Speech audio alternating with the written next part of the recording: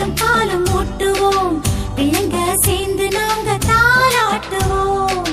கற்பூரம் காட்டுவோம், பூவால போட்டுவோம், தங்கத்துல செஞ்சு வச்சு தேர்